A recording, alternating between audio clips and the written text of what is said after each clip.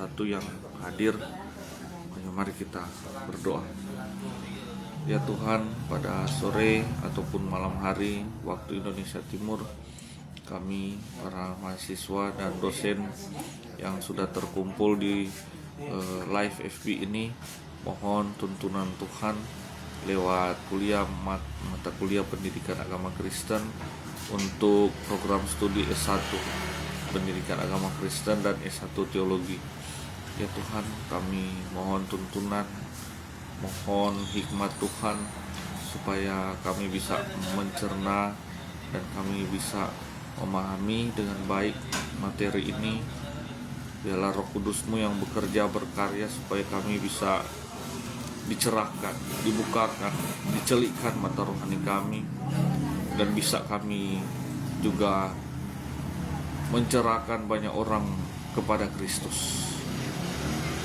Terima kasih ya Tuhan, kami buka perkuliahan pada saat ini dalam nama Yesus.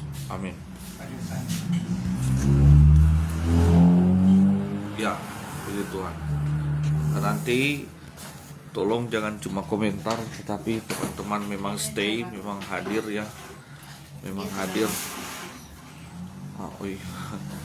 Memang hadir supaya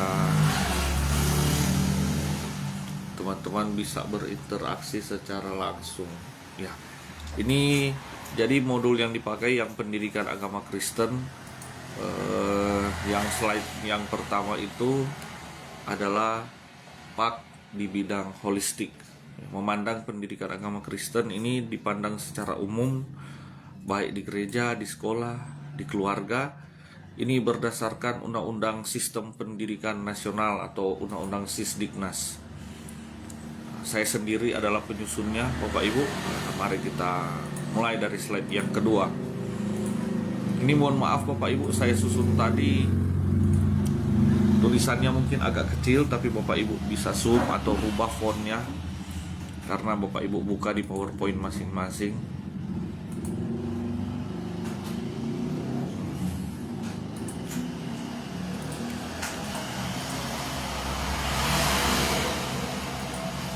Untuk slide yang pertama ini,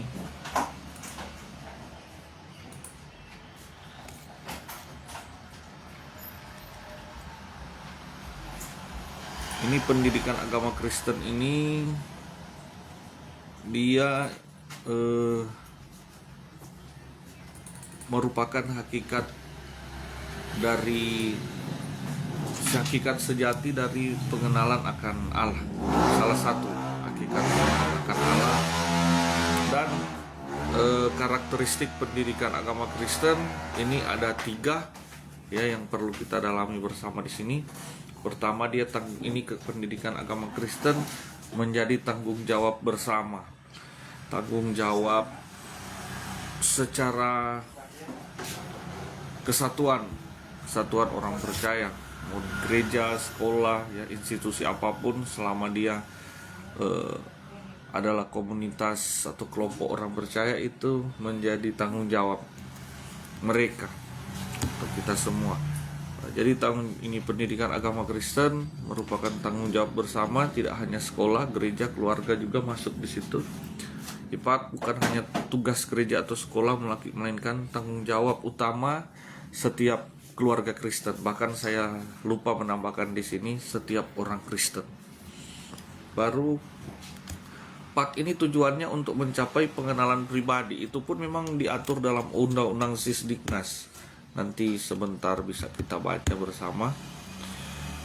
Di PAK ini, yang dimaksud dengan PAK adalah akronim dari pendidikan agama Kristen ya teman-teman. Jadi PAK ini, PAK yang benar itu membawa peserta didik pada pengenalan Kristus secara personal. Jadi dia mengalami Allah dan menikmati kuasa Roh Kudus. Jadi tidak hanya membagikan materi,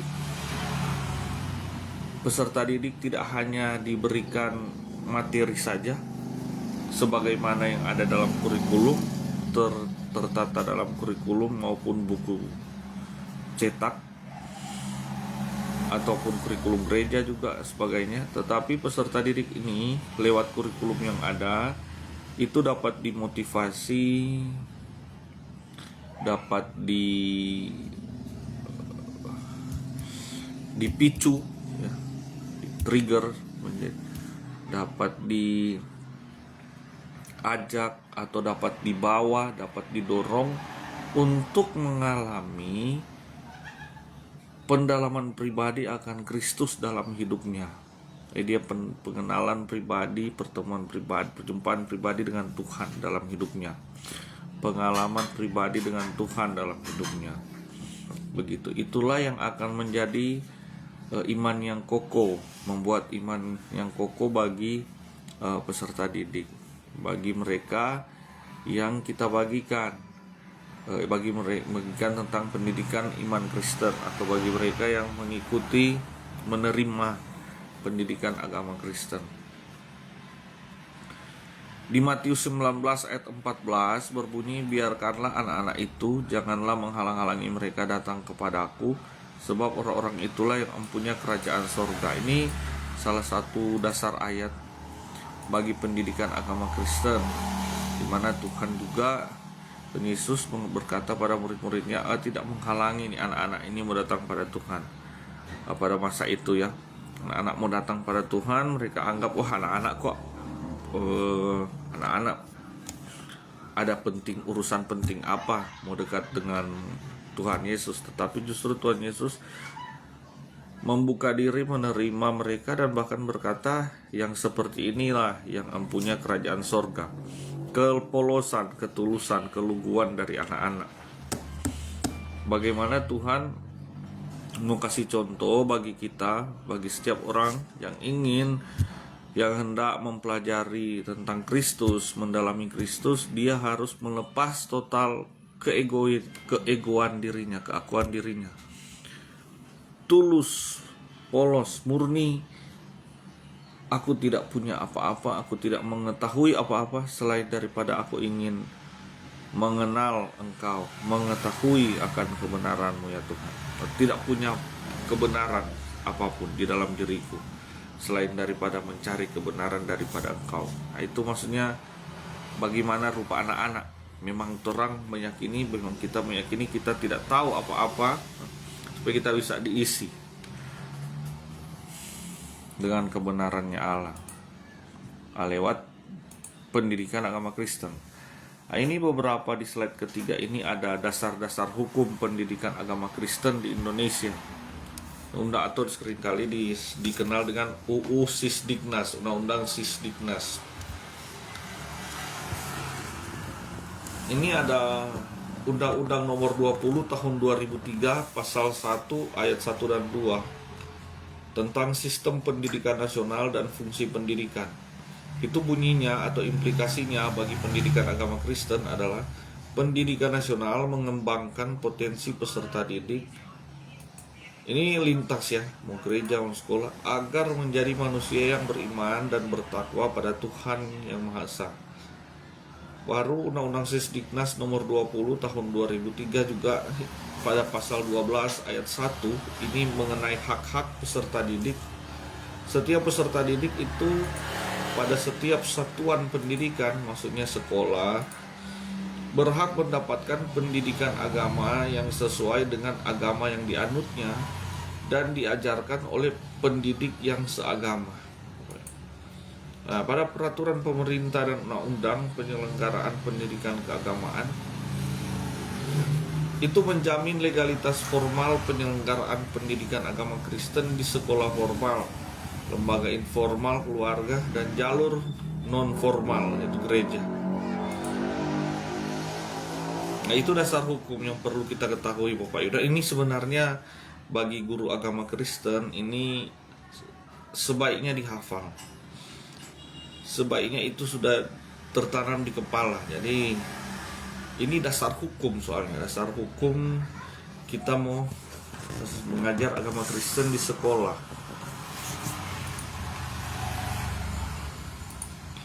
Tinjauan anak sebagai makhluk fisik dan sosial.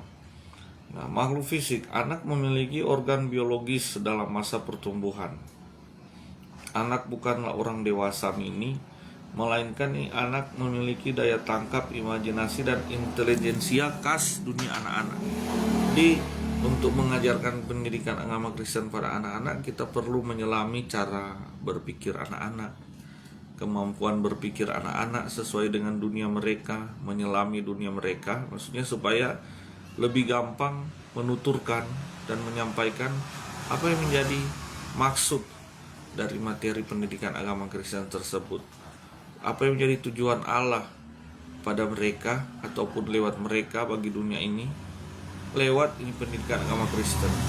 Atau boleh juga pakai bahasa bagaimana supaya anak-anak ini mengenal Kristus secara pribadi lewat penuturan yang dapat mereka pahami, Bapak Ibu. Karena jangan kita menilai anak-anak ini sudah seperti cara berpikirnya sudah seperti orang dewasa. Meskipun di zaman modern ini banyak istilah yang menunjukkan seperti itu. Anak-anak itu perkembangan sosio-emosionalnya sudah lebih pesat dibanding zaman dahulu, tapi mereka tetap anak-anak. Pendekatan yang sesuai dengan umur mereka, daya tangkap mereka itu akan sangat efektif untuk membuat mereka mengenal Kristus, memahami materi yang diberikan. Baru ini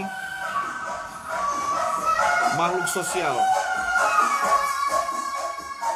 Lewat dulu Bapak Ibu. Lewatkan dulu yang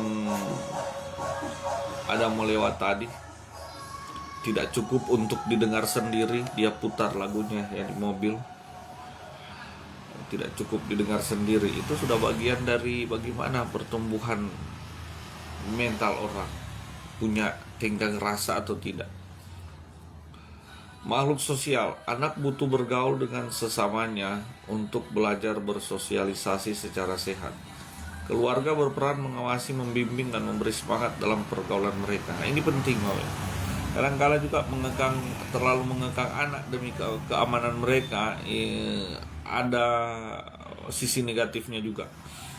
Ini sebagai makhluk sosial sama seperti orang dewasa, anak-anak ini juga butuh ruang sosial, ruang pergaulan di mana mereka bergaul dengan sesama seumuran mereka, sepantaran mereka, untuk mengasah juga itu, untuk mengasah kemampuan intelijensia mereka, kemampuan berpikir mereka, kemampuan bernalar mereka, bukan cuma juga kemampuan jasmani fisikal mereka. Baru makhluk alam dan rasional. Anak juga ini memiliki rasa ingin tahu yang tinggi terhadap alam, alam sekitar, dan mulai memiliki akal budi sederhana untuk memahami etika, memahami moral, serta nilai kebaikan.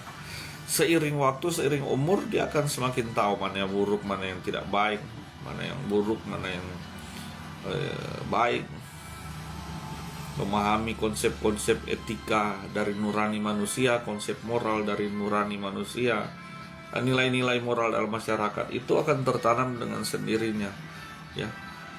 Seiring waktu, umur bertambah, dan seiring mereka punya relasi sosial dengan siapa mereka bergaul, di lingkungan apa mereka berada. Memang penting sekali bijaksananya orang tua dalam mendidik anak di zaman ini, di masa-masa ini, Bapak Ibu. Dan penting sekali bagi para pendidik untuk memahami tiga hal ini, tiga faktor ini, bahwa anak itu makhluk fisik, makhluk sosial, makhluk alam yang rasional, sehingga kita dapat melakukan strategi yang paling tepat untuk bisa memasukkan Kristus, membawa anak-anak itu kepada Kristus, memasukkan Kristus pada anak-anak tersebut. Nah, maksudnya membuat anak-anak itu memahami akan Kristus.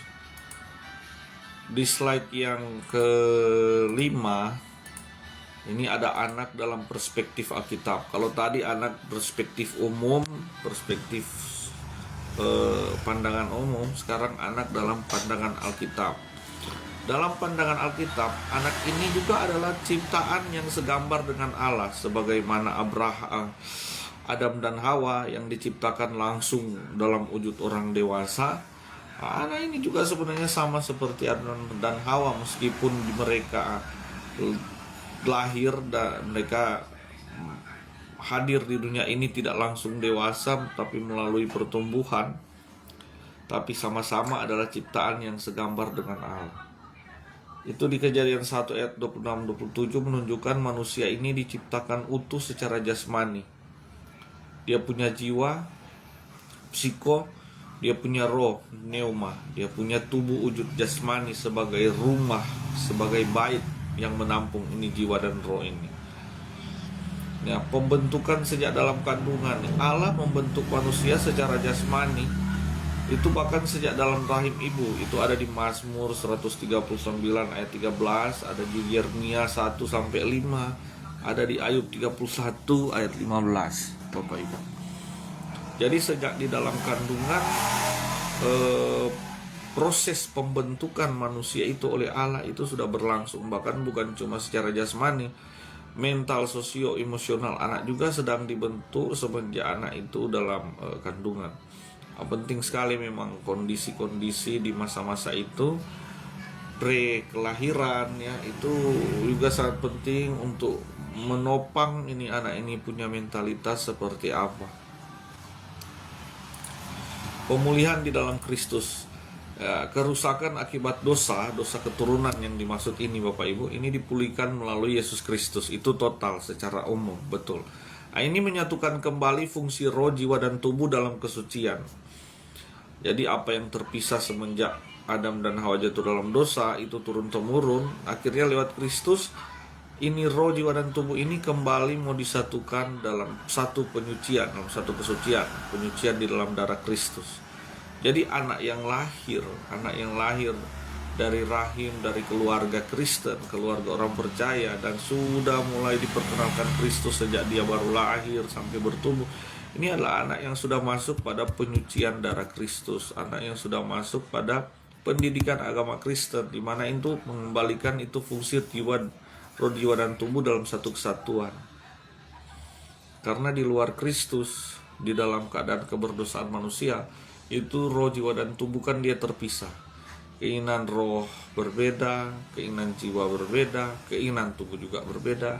Ini yang menyiksa manusia, ini yang membuat manusia menderita. Tetapi kalau itu jadi satu kehendak di dalam kehendak yang benar, dalam kehendak roh Allah, ini akan memerdekakan manusia. Ini yang tujuan pengenalan pribadi kepada Kristus. Tujuan dari pendidikan agama Kristen supaya anak atau supaya manusia masuk pada pengenalan pribadi dengan Kristus, mengalami kemerdekaan Kristen secara rohani ini. Dia punya tubuh, jiwa, dan roh, dia sadar ini saya, ini milik Allah. Allah tinggal dalam saya, tubuh, jiwa, dan roh saya itu disatukan dalam Kristus, mulai menyatu ya. Hanya Allah yang bisa mengerjakan itu Bapak Ibu di dalam kita. Dengan kekuatan kita sendiri tidak mampu. Ya.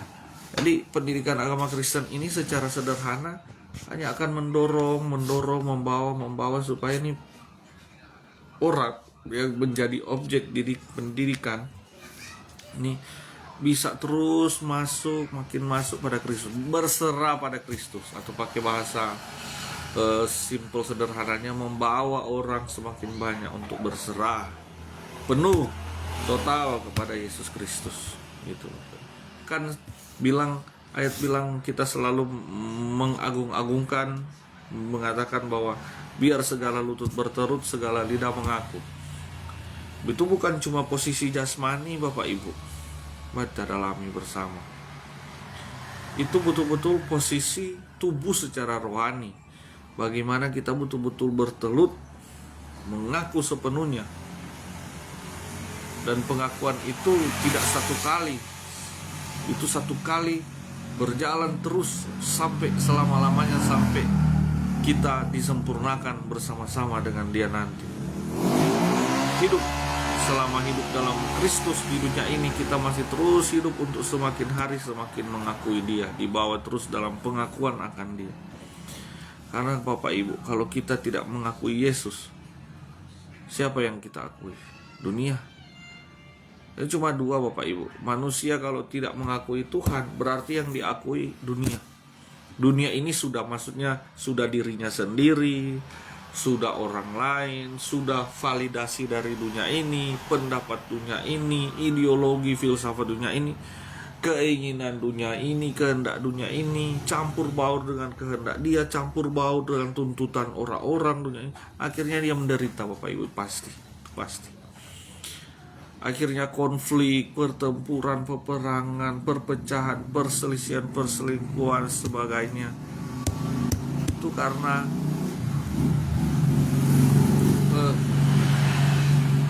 menyerahkan diri kepada dunia ini. Manusia yang telah sadar tidak sadar berserah bukan kepada Tuhan tapi pada dunia ini. Jadi kalau kita berserah kepada Tuhan, mau model seperti apapun dunia ini, Bapak Ibu bisa jawab sendiri dari dalam batin, dari akal budi yang sehat. Bapak Ibu pasti tahu orang yang sudah berserah penuh pada Tuhan, atau sudah masuk lah, tidak usah berserah penuh dulu, sudah masuk pada penyerahan kepada Tuhan hidupnya, dia makin hari makin ringan menghadapi hidup ini. Bebannya makin hari makin lepas. Itu tujuan Kristen, Bapak Ibu. Kita tidak perlu nanti harus meditasi semacam bertapa baru dapat itu ketenangan hidup. Masuk dalam Kristus lewat ibadahmu yang sejati, apa? Berdoa. Ibadah sejati yang bukan cuma ibadah dalam arti berdoa, menyembah Tuhan, ya, dalam keseluruhan hidupmu. Nah, gitu. Lakukan penyerahan kepada Kristus, itu pasti itu kita akan mengalami ketenangan, damai sejahtera. Inilah Kristen, pengikut Kristus. Baru pembentukan sejak dalam kandungan, ya betul. Pemulihan dalam Kristus, ya betul. Oke. Lanjut slide 6. Karakter dan sifat anak. Kita coba mendalami karakter sifat anak. Di sini ada 4 karakter. Ya, ini sudah termasuk juga dengan bukan cuma pengantar pendidikan agama Kristen. Ini saya rangkum di slide di PowerPoint yang baru ya. Saya rangkum, kalau PowerPoint yang lama kebanyakan cuma pengantar. Ini saya rangkum memang sudah dengan beberapa inti dari pendidikan agama Kristen. Materi-materi inti di dalamnya. Ini sudah masuk pada pengenalan atau pendekatan para peserta didik. Pengenalan karakter dan sifat anak. Misalnya ada sifat, ada 4 sifat, 4 besar, ada 4 sifat atau karakter umum secara umum yang belum dipetakan lagi, itu makin ke sub sifatnya kecil. Ada 4, yaitu sanguinis, melankolis, kolaris, dan flegmatis. Nah, ini ada, kalau anak sanguinis dia itu ekspresif, ceria. Ini sanguinis ini kebanyakan orangnya, atau saya pakai bahasa anaknya karena ini kan kita bicara soal pendidikan anak tuh. Anaknya itu ceria, supel, di mana-mana dia mau tampil, percaya diri, dia yang mudah sekali mau bergaul dengan orang, dia tidak tertutup. Dan dia kalau sudah bergaul dengan seseorang, dia biasanya nanya juga pilih-pilih orang baru, orang udah lama. Orang baru kadang-kala juga masih baru kenal dengan dia ceplos-ceplos. Dia bisa cepat akrab dan bisa bicara panjang lebar. Itu anak sanguinis. Tidak mudah menyimpan dendam dan tidak sakit hati. Umumnya karakter ini ya, karakter luaran dari sanguinis. Tantangan dan penanganannya ini cenderung mudah terpengaruh ucapan buruk atau kurang fokus. Perlu dibimbing dengan kasih agar bisa menyaring kata-kata dan disiplin dalam belajar. Cepat meniru. Ada juga berikut anak melankolis. Nah, ini anak melankolis, mereka itu cenderung pendiam, pemikir, percaya diri, kelihatannya kurang begitu percaya diri kelihatannya. Yang paling menonjol dari anak melankolis ya. Mereka umumnya juga ada yang tipikalnya pinter, jenius ya, gemar membaca, dia cara berpakaian atau apapun yang dekat dia urus secara perfeksionis atau hampir perfeksionis ya, rapi. Dia suka sekali itu kerapihan, ketertiban ya. Dia senang sekali itu teliti. Jadi kalau mengerjakan sesuatu dia ingin kerjakan hasilnya harus bagus. Malah ada mungkin kalau dia over dia ingin hasil yang perfeksionis. Ini ciri-ciri anak melankolis. Tantangannya terhadap anak-anak ini itu cenderung kalau melankolis itu penyimpan dendam, cenderung mudah sakit hati, suka tersinggung, kadangkala juga wajar dan tidak wajar tapi dia tiba-tiba tersinggung, pemalu, sulit bergaul ya, canggung, gugup. Kalau begitu perlu perhatian khusus agar tidak terisolasi, tidak menyendiri, terlalu menyendiri dan asik dengan dunia sendiri, dan tidak mudah mendendam. Ya, nah ini tantangan untuk anak melankolis. Bapak Ibu bisa lihat anak-anak Bapak Ibu apakah tipikal apa yang paling dominan pada mereka. Bagaimana penanganannya? Kalau anak berikutnya itu koleris atau kolaris. Ini jiwa kepemimpinan atau anak-anak yang sifatnya bosi. Bosi itu maksudnya ada baiknya, ada kalau bosi positifnya itu jiwa kepemimpinan. Kalau bosi negatifnya itu suka ngatur-ngatur, bahkan bukan ranahnya dia atur ini, dia suka memerintah orang, atur ini, atur itu. Dia punya ambisi yang kuat, tidak gampang menyerah. Ya, dia punya keyakinan yang kuat. Apapun yang dia ingin lakukan itu harus tercapai, Bapak Ibu. Berkeyakinan diri yang tinggi, percaya diri yang tinggi. Ya.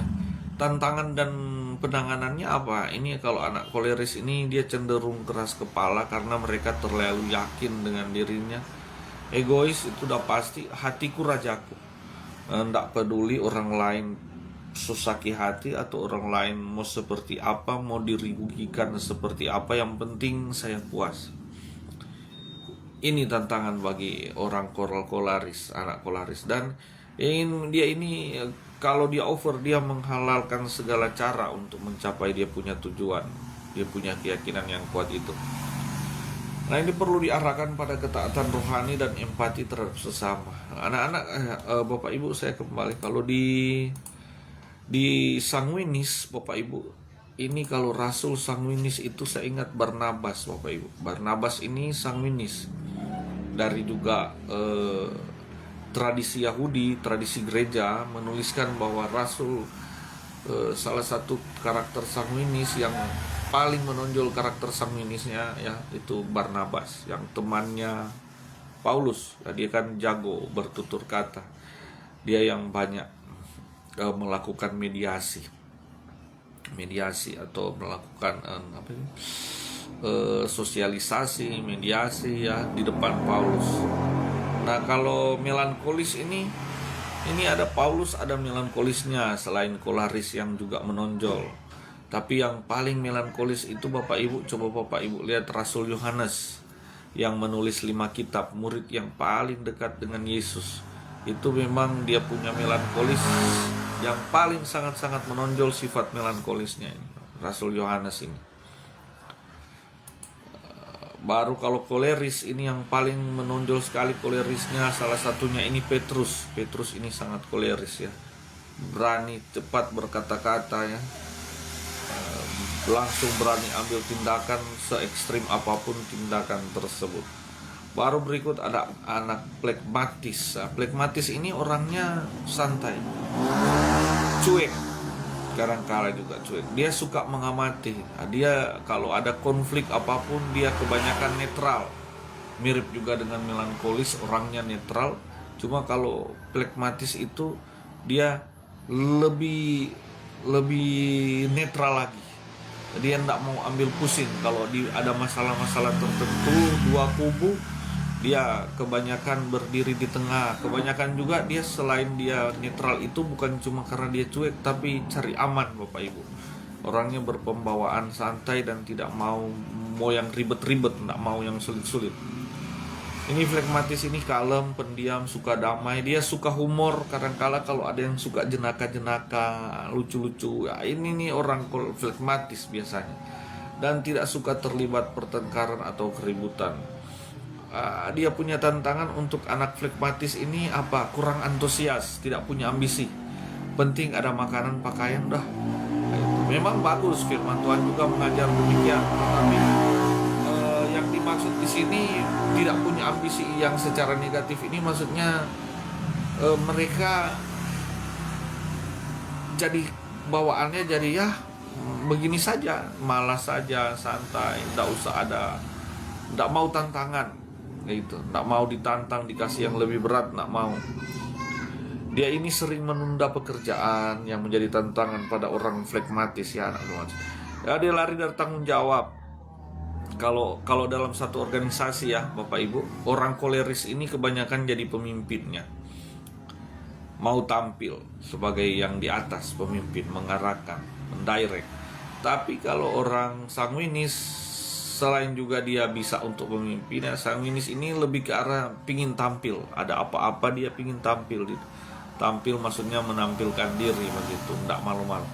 Kalau orang melankolis, dia punya kemampuan sebenarnya, punya kemampuan bahkan lebih dari yang kemampuan dari yang lain, tapi dia tidak mau tampil. Urusannya apa? Kan malu, gugup, tidak percaya diri, merasa takut salah, merasa takut kalau dia tidak sempurna tampilnya gitu. Tapi kalau anak flekmatis, mereka akan lebih memilih memang di belakang layar. Mereka memang tidak mau tampil, bukan karena malu, tetapi karena tidak mau yang repot-repot. Nah, ada satu riset di Jepang ya, di Jepang, perusahaan-perusahaan Jepang dan juga dilakukan oleh perusahaan-perusahaan Amerika. Mereka kalau mau cari itu pekerja yang mau dijadikan satpam atau mau dijadikan ini pekerjaan, mau cari orang untuk dipekerjakan pada suatu pekerjaan yang sifatnya monoton, cuma duduk-duduk, pantau monitor, atau cuma duduk-duduk untuk pekerjaan yang sifatnya monoton ya, itu mereka kebanyakan mencari orang flekmatis, karena orang flekmatis ini tidak mudah bosan untuk sesuatu yang mereka rasa tidak merepotkan, untuk sesuatu yang santai mereka rasa santai, dan mereka tidak mudah bosan, mereka sangat menikmati itu Bapak Ibu. Perlu dimotivasi secara aktif dalam kegiatan rohani dan sosial. Mereka menghindari tanggung jawab ini juga yang termasuk parah juga sih. Tantangan untuk orang-orang flekmatis. So Bapak Ibu, di slide 8 berikut, slide 8 lanjut.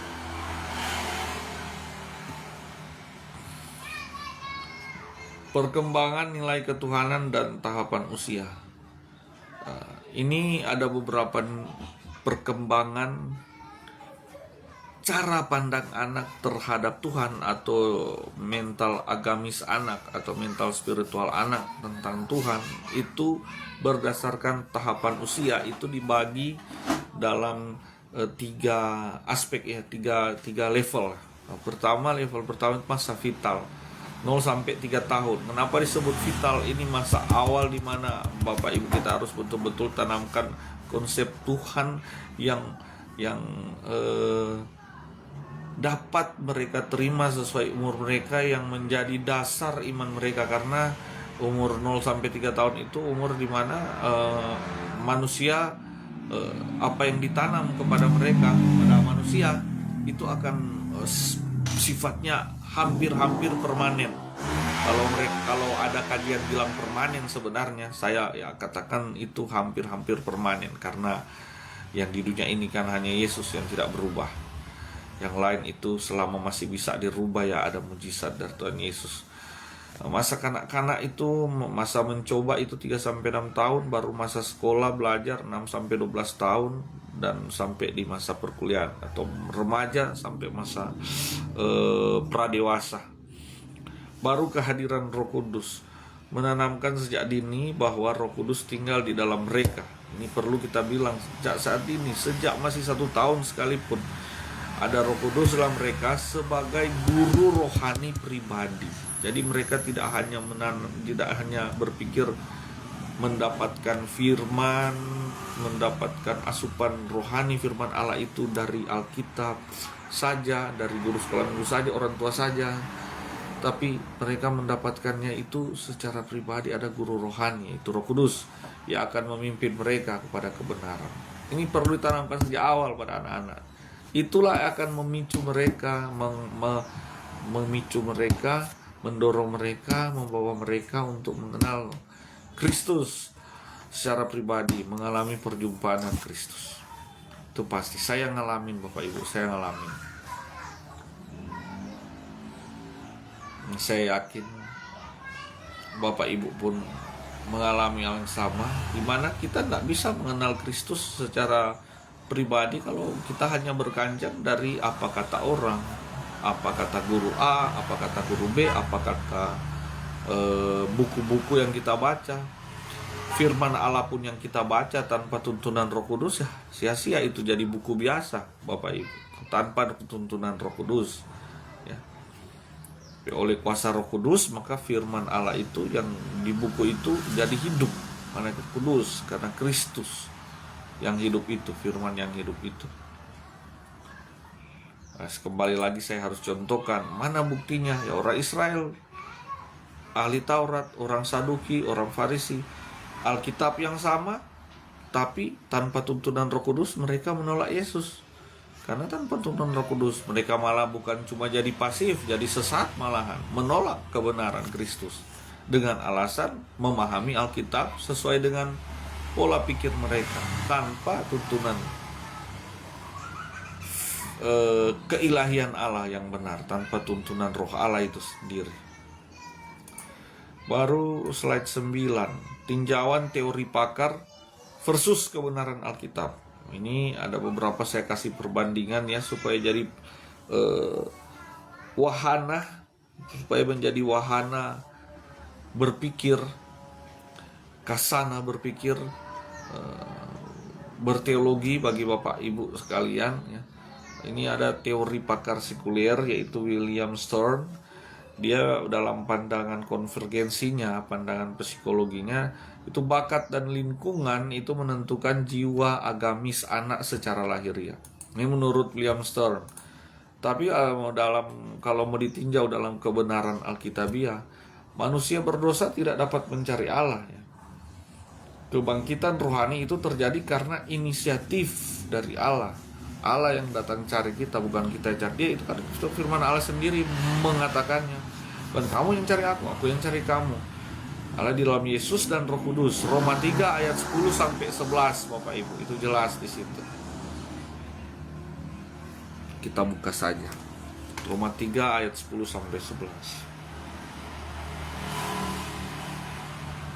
Ini asik ini pembahasannya. Kalau mengikuti dari awal, penting sekali memang kita mengikuti dari awal.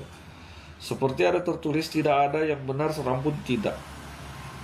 Tidak seorang pun yang berakal budi, tidak ada seorang pun yang mencari Allah. Dan bukan kita yang mencari Allah, tapi Allah yang mencari kita, Bapak Ibu. Nah, itu terbantahkan ya. Baru ada Schleiermacher dan Otto. Schleiermacher dan Otto. Rasa kagum dan ketergantungan manusia dalam pandangan konvergensi mereka ya. Rasa kagum dan ketergantungan manusia kepada Tuhan itu karena manusia ini merasa lemah dan butuh pelindung. Secara kebenaran teologis atau Alkitab, rasa kagum sejati yang tertuju pada keagungan Allah, keagungan Tuhan atau keagungan Yesus Kristus, itu bukan sekedar pelindung duniawi, pelindung jasmani. Coba kita lihat di Ayub 37 ayat 5.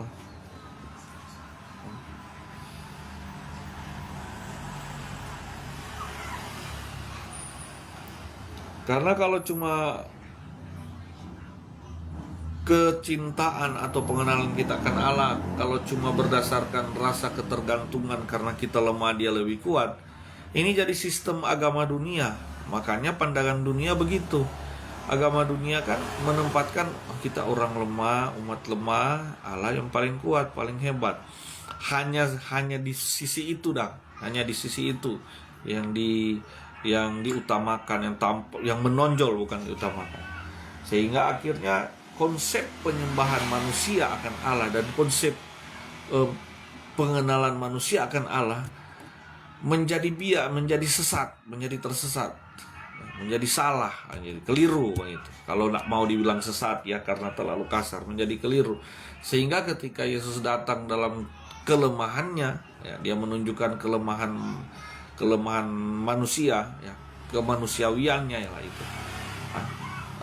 Lapar, haus, ya orang kok Tuhan lapar, Tuhan haus. Ketika dia menunjukkan juga pengorbanannya yang penuh kasih, bagi dunia itu tampak seperti kelemahan, ya, dia disalibkan, dicambuk sebagainya. Orang akhirnya berkata, oh Tuhan tempat kami berlindung kok disalib.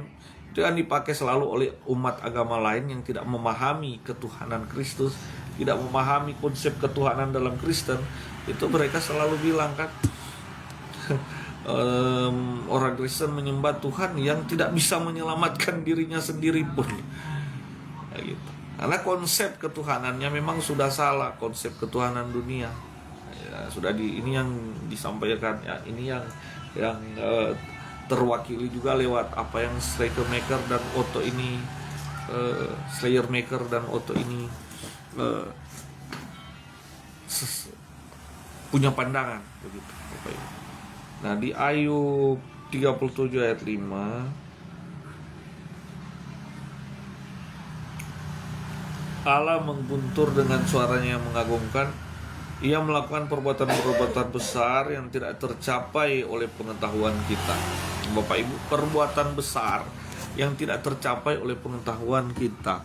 Oh Bapak Ibu, karya perbuatan besar yang karya final atau perbuatan besar yang paling besar yang pernah Allah lakukan itu telah terwujud dan terkaryakan dalam Kristus. Benar tidak? Ini Yesus Kristus ini adalah karya perbuatan Allah yang paling besar, the great, yang paling besar dari Allah, the most glorified creation from God, ya, karya paling besar, karya paling mulia dari Allah yang pernah Allah kerjakan itu lewat Kristus. Nah, karya seperti apa sih yang terjadi lewat Kristus? Manusia cuma melihat itu, orang banyak makan, kenyang, sisa 12 bakul, naik di atas jalan di atas air, air jadi anggur, orang mati bangkit. Cuma lihat itu karya besar. Orang tidak bisa lihat karya yang besar yang lain, yang justru yang paling utama, yaitu penyelamatan Allah lewat kematian di kayu salib. Ya, orang tidak bisa paham, dunia tidak bisa paham. Yang mereka paham cuma yang super-super secara jasmani. Tapi ketika Allah menunjukkan karya besar secara rohani, ya, kebenaran Allah, dia menyatakan diri sebagai Mesias, ditolak. Kebenaran firman Allah ditolak. Dia nyatakan dia punya kasihnya, ditolak, ya kan? Dianggap itu satu kelemahan. Woi, kalau engkau Tuhan bukan gitu, kata orang Farisi. Ini orang yang baca Alkitab loh, Bapak Ibu, baca nubuatan, yang mengaku paham nubuatan, bukan cuma baca. Ini kelompok yang mengaku paham nubuatan. Apa mereka bilang? Terus kalau Tuhan kami tahu kamu, ini kalau kamu Tuhan itu yang kami tahu ya, kamu harus turun dari salib, begitu. Nah, itu pasti kamu Tuhan lah.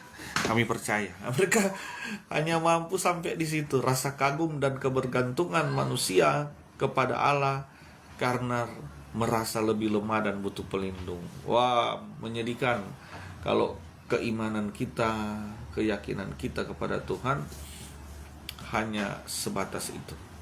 Terlalu sempit. Itu keimanan dan keyakinan dunia pada Tuhan.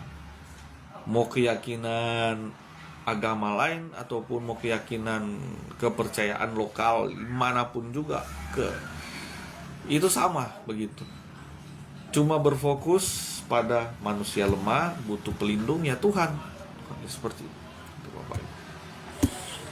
Padahal Tuhan jauh lebih besar, jauh lebih luas dari itu. Seperti yang Paulus katakan, agar supaya ya Tuhan kami mengenal kasih-Mu yang betapa tingginya, dalamnya, luasnya kasih Allah, panjangnya, lebarnya kasih Allah atau kasih Kristus.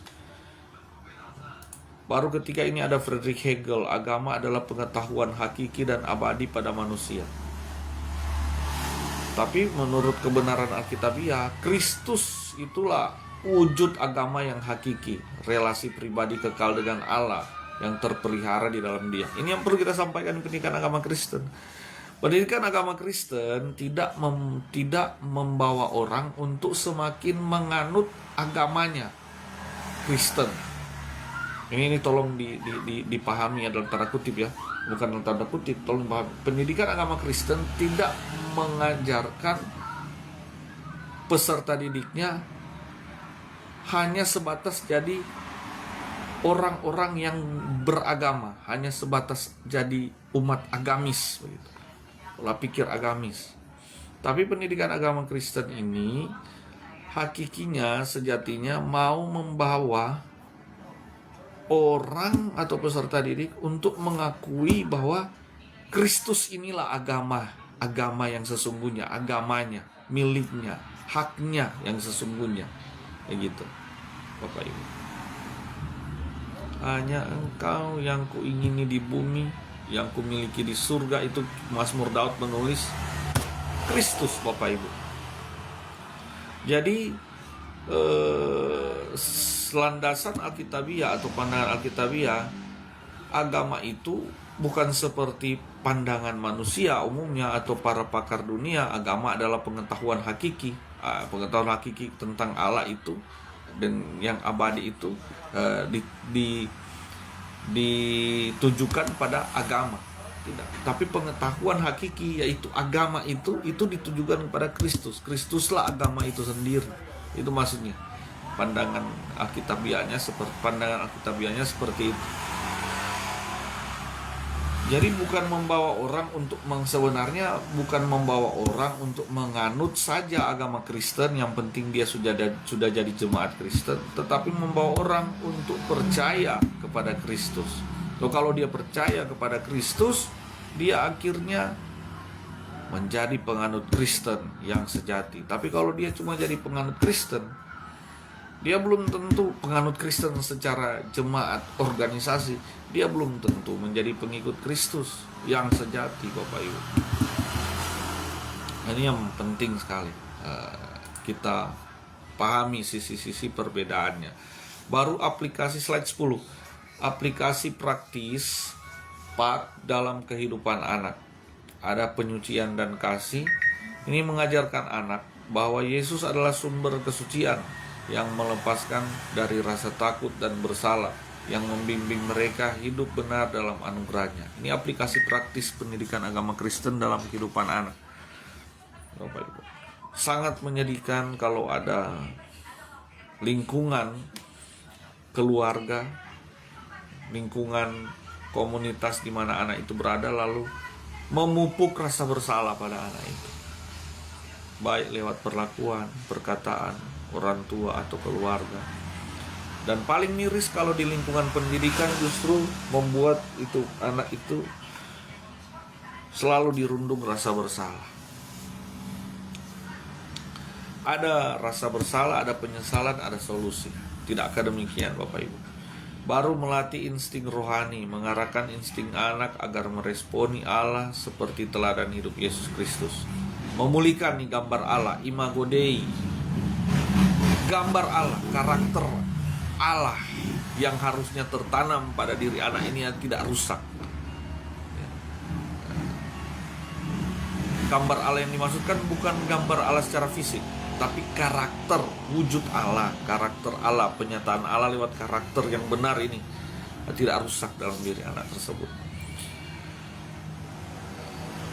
Karakter Allah secara hakikinya di dalam Allah itu sendiri itu tidak pernah rusak, memang tidak akan pernah otomatis. Tetapi yang dimaksud rusak di sini adalah bagaimana tujuan Allah untuk menyatakan dirinya lewat anak ini, lewat kita manusia, itu jadi terhalang. Pakai bahasa terhalang untuk kata rusak karena dosa.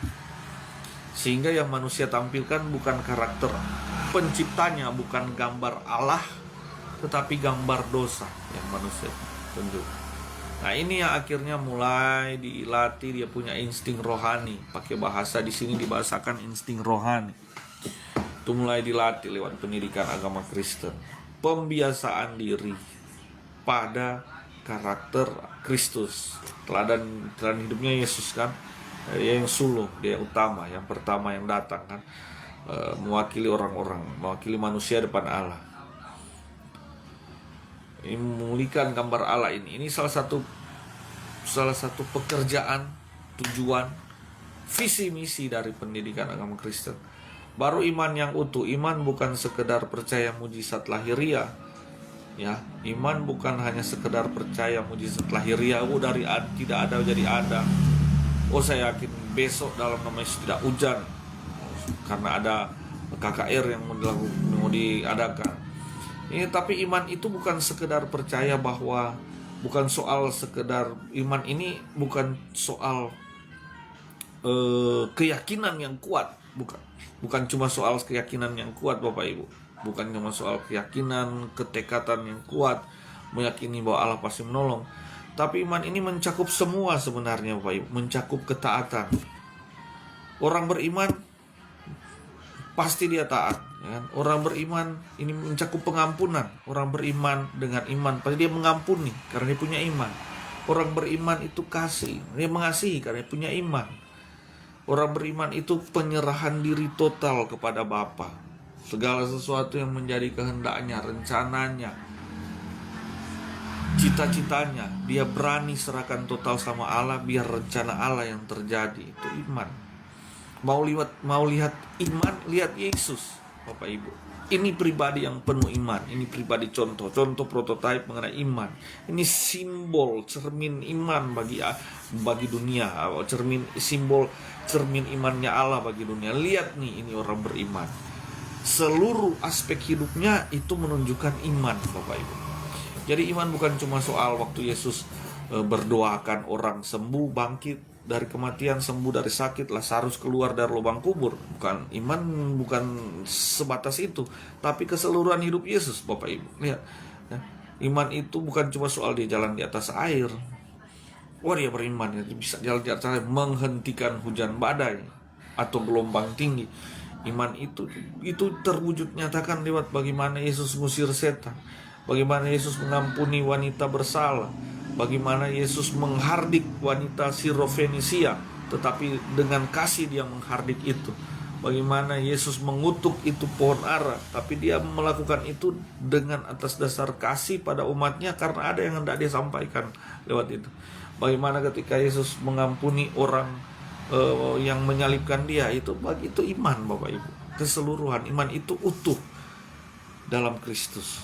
Jadi ketika Kristus jadi iman dalam diri kita, bukan diri kita sendiri, bukan lagi dengan kemampuan, keyakinan diri kita sendiri, tetapi Kristus ini yang menjadi iman di dalam kita, maka seluruh tindak tanduk kita itu didasari dengan iman dalam Kristus. Harus didasari dengan iman dalam Kristus.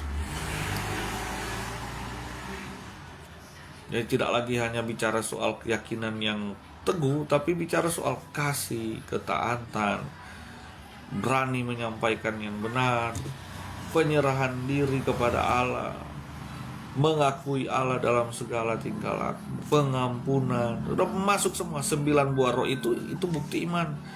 Kasih karunia 9 karunia itu bukti iman.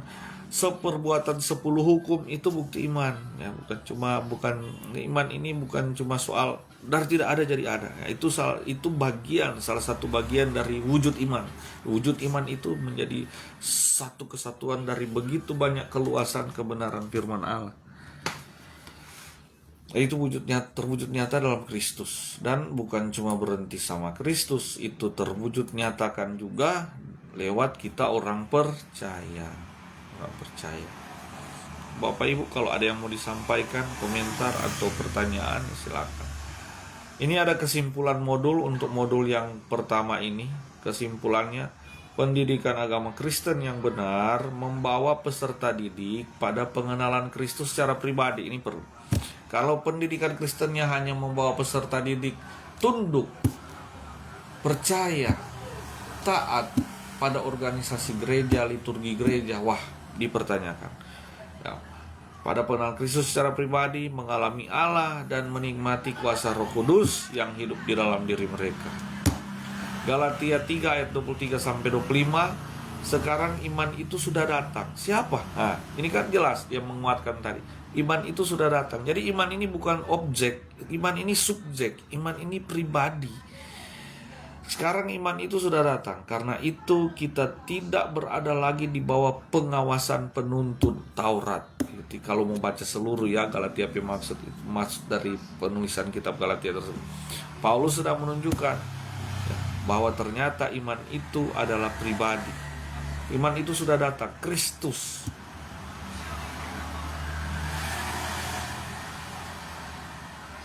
Iman itu hidup, iman itu pribadi.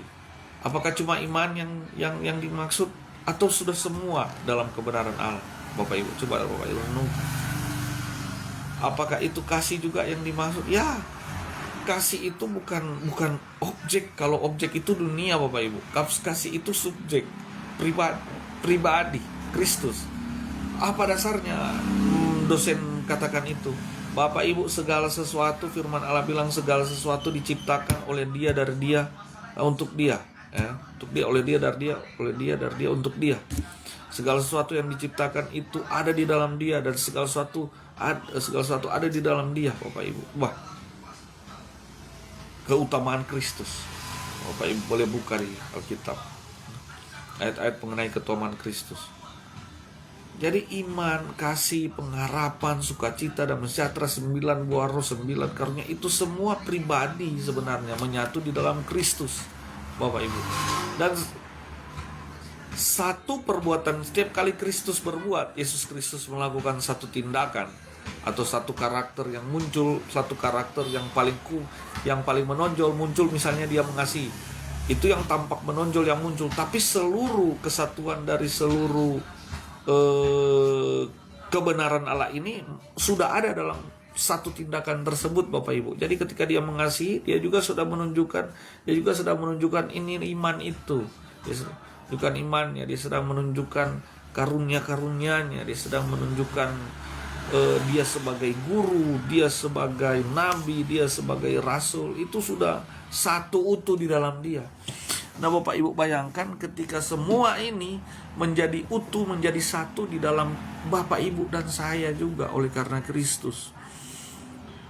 Makanya disebutkan orang percaya ini adalah imamat yang rajani.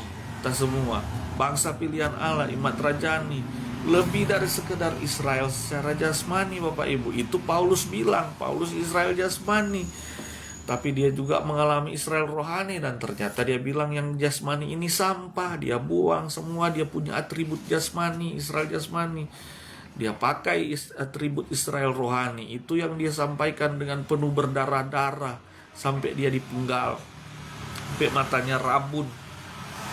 Ada yang bilang dia mulai mengalami kebutaan, ada yang bilang kebotakan, ada yang bilang ini itulah. Oke lah dia ngalami, kita tidak perlu lagi cari tahu mana yang betul. Mungkin dia ngalami semua itu. Ada yang bilang kebongkoan karena dia punya masalah dengan tulang belakang. Semakin tua dia semakin membungkuk katanya, karena dia sering diajar, dipukul. Ya mungkin dia ngalami semua itu, mungkin saja Bapak Ibu, ya. Karena apa? Karena dia sedang penuh semangat mengabarkan bahwa ternyata status Israel rohani ini yang dia terima dalam Kristus ini sebenarnya yang dicari-cari oleh semua orang, yang menyelamatkan, yang menghidupkan. Ini emas yang sesungguhnya, harta yang sesungguhnya. Bapak Ibu, saya yakin Bapak Ibu memahaminya. Puji Tuhan. Ini ada slide terakhir diskusi tanya jawab, tapi sampai detik ini tidak ada yang bertanya lewat kolom komentar. Bapak Ibu, kita buka slide lanjutan, slide pendidikan agama Kristen lanjutan. Slide pendidikan agama Kristen yang lanjutan kan ada 2 slide saya kirimkan. Ini ada slide yang kedua, ada 7 PowerPoint yang kedua ada 7 slide ya. Kita buka dari slide pertama. Ini kita masuk pada metodologi dan kurikulum pendidikan agama Kristen. Strategi pengajaran yang kreatif, meninjau juga peran keluarga dan integrasi iman Kristen di era digitalisasi, era digital. Ini tantangannya, positif negatifnya apa, supportnya apa, tantangannya apa. Metodologi di slide yang kedua dari PowerPoint yang kedua ini, metodologi pengajaran PAK yang kreatif. Pertama, bagaimana sih metodologi penyelenggaraan PAK yang kreatif itu? Saya coba petakan 3 poin pendekatannya, tapi sebenarnya kalau Bapak Ibu punya pendekatan yang lain, poin ini bisa bertambah. Benar, pendekatan pertama, pendekatan itu berpusat pada Kristus, yaitu pasti itu sudah dasar memang. Tidak bisa berubah. Setiap materi kurikulum harus mengarahkan peserta didik pada karya keselamatan Allah. Harus mengarahkan peserta didik pada karya keselamatan Allah. Mau diambil materi dari perjanjian lama pun tetap jadi demikian. Karena ini, kita orang percaya, orang Kristen ya, orang percaya sebut orang percaya. Perspektif kita, perspektif iman kita ketika membaca PL sampai PB itu selalu mengarah kepada Kristus, sumber keselamatan itu. Begitupun Bapak Ibu kalau baca buku-buku doktrin, dogma, teologi, ya, buku-buku yang mengupas tentang berbagai macam penafsiran. Posisi kalau kita perspektifnya mengarah pada Kristus, enggak ini keselamatan yang dikerjakan Allah lewat Kristus, enggak? Kalau tidak ya dipertanyakan arahnya kemana, karya keselamatan Allah lewat Kristus atau tidak. Itu yang jadi satu bukti tentang pekerjaan atau karya Roh Kudus, di mana Tuhan Yesus bilang dalam kitab Yohanes ya, kalau Roh Kudus datang, dia akan membawa kamu pada seluruh kebenaran dan akan memuliakan aku, akan memuliakan Kristus. Roh Kudus itu, Roh Kristus itu, dia tidak akan pernah untuk tidak memuliakan Kristus. Apapun pengajaran yang diajarkan, yang akan dibawakan, itu selalu akan membawa orang untuk mengakui, memuliakan Kristus. Kalau tidak membawa orang untuk mengakui, memuliakan Kristus, sia-sia. Berarti itu bukan dari pimpinan Roh Kudus. Kalau hanya untuk membawa mengakui liturgi tertentu, membawa mengakui perbuatan tertentu, membawa mengakui nama hurufiah tertentu, ya, dan esensi keselamatan Kristusnya dikesampingkan, esensi Kristusnya yang utama itu dikesampingkan, dinomor sekiankan, wah, udah pasti ini bukan pekerjaan Roh Kudus. Bapak Ibu kita renungkan bersama Bapak Ibu. Baru metode bercerita dan perumpamaan, meneladani metode Yesus yang menggunakan kisah sehari-hari untuk menyampaikan kebenaran ilahi. Nah, kita lihat situasional. Ada kalanya Tuhan Yesus berbicara metode perumpamaan, ada kalanya dia sampaikan langsung to the point, ada kalanya dia sampaikan lewat cerita sederhana dengan mereka yang orang-orang dengan kapasitas intelektualnya sederhana. Ada kalanya dia berbicara dengan gaya intelektual yang sangat tinggi dengan para pemikir, para ahli Taurat dan sebagainya. Dengan orang yang model pasar, ya dia berlaku juga orang pasar memang Bapak Ibu. Bagaimana ketika dia harus tegas, mengambil tindakan tegas terhadap aksi jual beli, ya, praktik jual beli di lingkungan Bait Allah. Baru aktivitas interaktif dan diskusi, mengajak peserta didik aktif berefleksi, merenungkan, bernyanyi, itu bagian dari keaktifan di ruang pendidikan agama Kristen, dan menerapkan firman dalam tindakan nyata sehari-hari, itu praktikalnya. Sinergi tri pusat pendidikan agama Kristen. Ada tri pusat pendidikan agama Kristen, ya, 3 institusi pendidikan agama Kristen yang harus terkoneksi satu dengan lain, terkoordinasi baik sebenarnya. Sampai saat ini saya belum melihat koneksi yang baik sih antara ketiga pilar ini, yaitu pertama keluarga, gereja, dan sekolah. Padahal banyak sekali sekolah-sekolah yayasan Kristen yang bernaung di bawah yayasan gereja.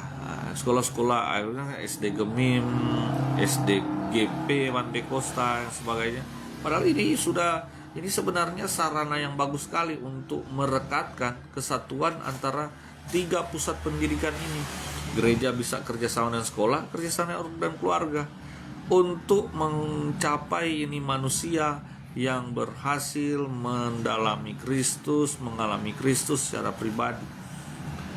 Itu basis keluarga, itu basis yang pertama. Bahkan dalam Ulangan 6 ayat 6 sampai 7, orang tua berperan sebagai imam, sebagai guru bagi anak-anak di rumah.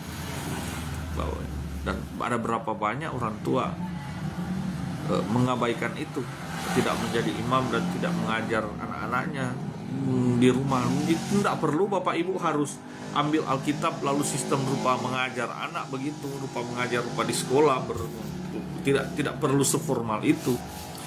Bagaimana kita menjadi teladan bagi anak kita mengenai Kristus secara pribadi dan mewartakan Yesus pada anak kita, ya sifatnya harian saja, berbicara tentang Yesus pada anak-anak kita. Mulai dari dia umur 1 tahun, saya rasa itu bukan terlalu dini. Sekian bulan juga itu sudah, bahkan ada yang baru lahir itu orang tuanya sudah bisikkan ungkapan-ungkapan yang memuji Tuhan, ayat-ayat Alkitab. Dan saya juga melakukan hal tersebut Bapak Ibu, supaya yang pertama kali didengar oleh bayi yang baru lahir ini adalah haleluya, puji Tuhan, ayat-ayat firman Tuhan. Itu kita yakin bersama, bahkan sesuai dengan ilmu psikologi anak umur 0 sampai 3 tahun itu sangat tertanam sampai mereka tua nanti Bapak Ibu. Jadi gereja itu komunitas rohani, tempat persekutuan pelayanan kategorial sekolah minggu, remaja, pemuda, dan pengembalaan berkelanjutan oleh hamba Tuhan. Tetapi sekolah ini lembaga formal, melengkapi akal budi, karakter, serta wawasan ilmu pengetahuan berlandaskan takut akan Tuhan. Slide 4. Evaluasi kognitif, afektif, dan psikomotorik.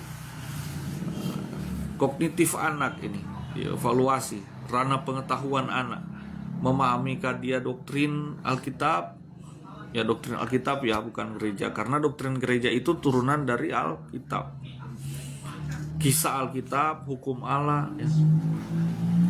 Apakah dia punya bentuk evaluasi bagaimana? Bisa berupa kuis, hafalan ayat. Ini masuk di strategi kurikulum PAK Ujian tertulis pemahaman teologis.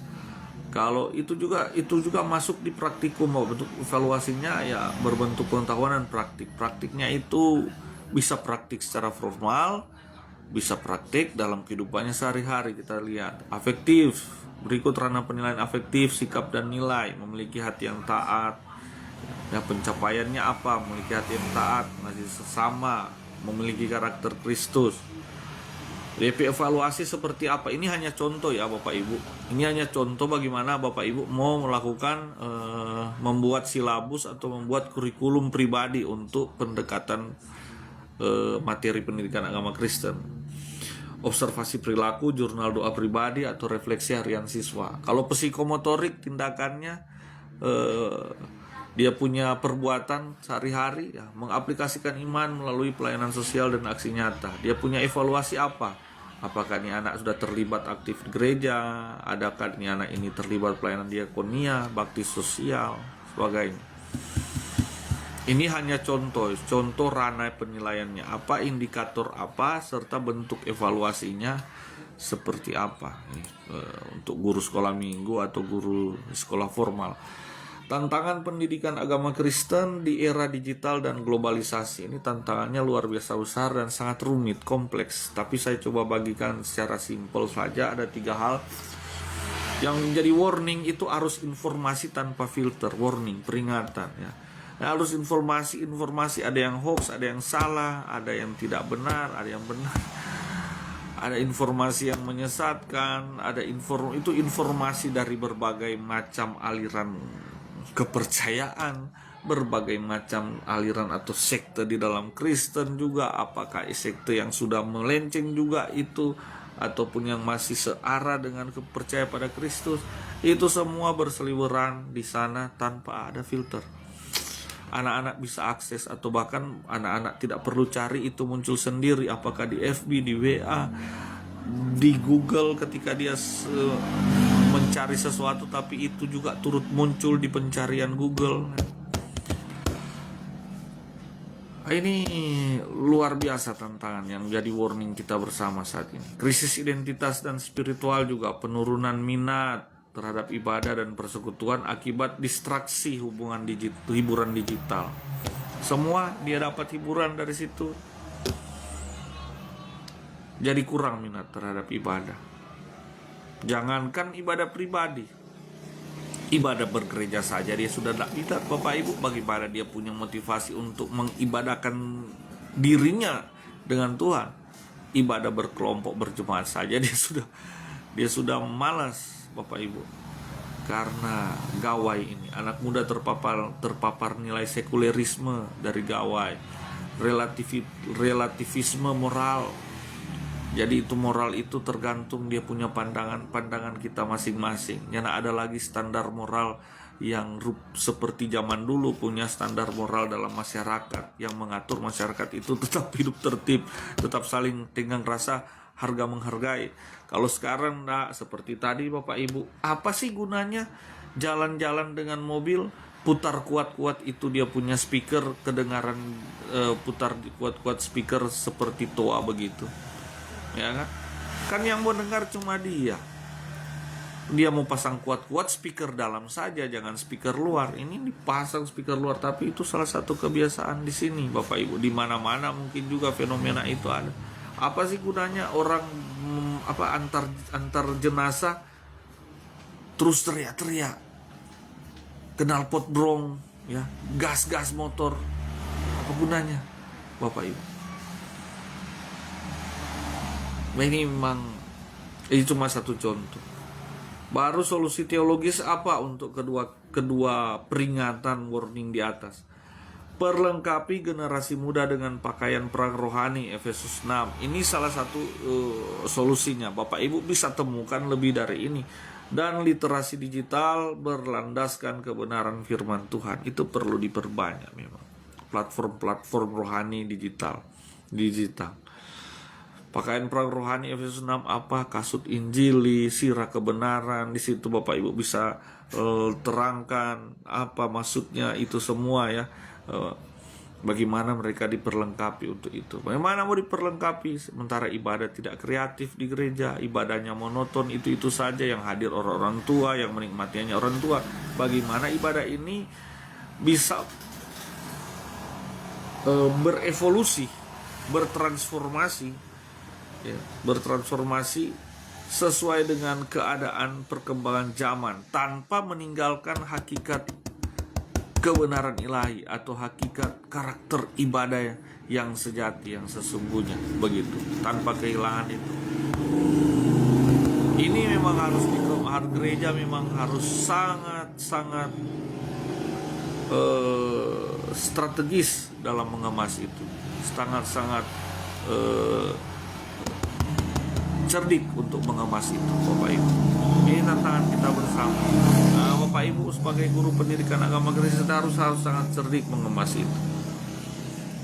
Kadangkala ada yang bilang pendekatannya, ada yang bilang kalau anak-anak cinta itu guru, pasti dia cinta mata pelajarannya.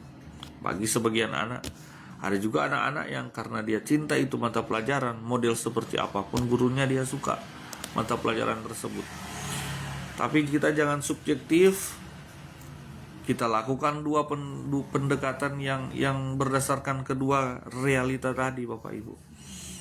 Kalau anak memang sudah cinta pelajaran agama tanpa memandang siapa yang mengajar, syukur, puji Tuhan. Tapi kita tidak boleh mengabaikan juga ada anak-anak yang memang dia tidak akan menyukai pelajaran itu kalau dia tidak suka gurunya.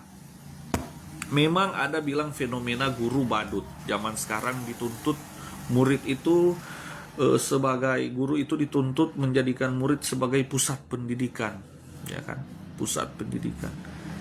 Jadi guru ini seolah-olah jadi fenomena guru badut, harus ikut terus apa maunya murid. Apa kenyamanan pembelajaran di kelas, harus membuat murid senyaman mungkin. Sementara realita yang terjadi di lapangan, Bapak Ibu, mau senyaman apapun Bapak Ibu itu yang guru lakukan, pada umumnya, kalau boleh pakai kata terkadang ya, bagi Bapak Ibu kalau merasa itu terkadang, tapi karena saya merasa itu pada umumnya, saya lihat sendiri, saya mengalami dalilnya sendiri. Sementara pada umumnya suasana anak itu untuk menerima pelajaran tidak semata-mata itu didukung oleh kemampuan guru untuk mengambil hati anak tersebut, kemampuan guru untuk mengemas pelajaran itu supaya jadi menarik. Karena memang banyak anak-anak zaman sekarang memang sudah sangat tidak menghargai pendidikan, termasuk pendidikan agama. Karena itu tadi, modernisme yang telah terpapar modernisasi, sekulerisme, relativisme moral, ya pluralisme yang menyesatkan, ya, serta ideologi-ideologi dunia ini yang masuk kepada mereka lewat tontonan-tontonan mereka, Bapak Ibu. Konsumsi-konsumsi di mereka yang menjadi dunianya mereka. Itu semua masuk asupan itu, dan itu lebih banyak yang masuk, Bapak Ibu. Luar biasa. Tapi inilah peperangan rohani bagi kita orang percaya.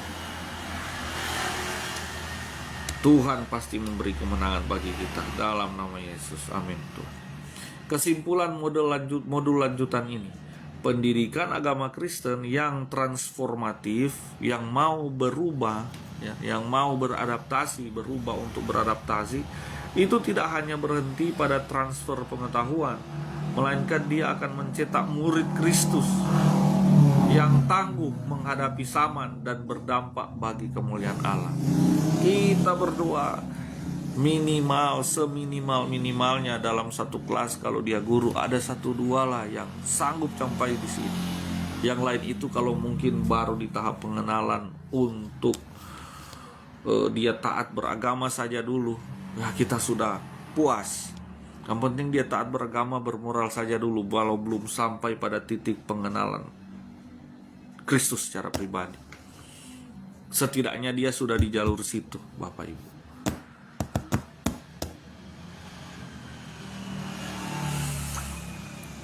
Kita sampai di akhir materi. Ini Kolose 2 ayat 6 sampai 7. Bagaimana kesimpulan saya tadi? Dasar ayatnya ini. Kolose 2 ayat 6 sampai 7. Kamu telah menerima Kristus Yesus Tuhan kita. Karena itu hendaklah hidupmu tetap di dalam Dia. Still in Him. Tinggal tetap di dalam Dia. Ini yang akan ini yang menjadi tujuan kita juga pada peserta didik, pada mereka-mereka yang dipercayakan bagi kita untuk kita ajarkan tentang Yesus. Bapak Ibu, kita saling mendoakan, kita saling menguatkan lewat apa yang sudah kita dapati pada malam hari ini, sore sampai malam hari ini. Mari kita berdoa. Terima kasih ya Tuhan, terima kasih ya Bapa,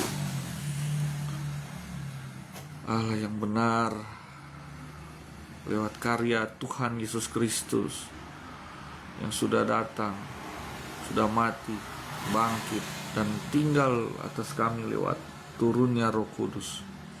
Bapa, berikan kami kekuatan menghadapi gejolak zaman dengan segala penyesatan dan kesesatan yang terjadi. Kami mau semakin kuat, berakar kuat di dalam Engkau, dan kami mau membuat generasi setelah kami, generasi-generasi selanjutnya, anak-anak ini yang hidup di masa yang sangat rentan ya Tuhan.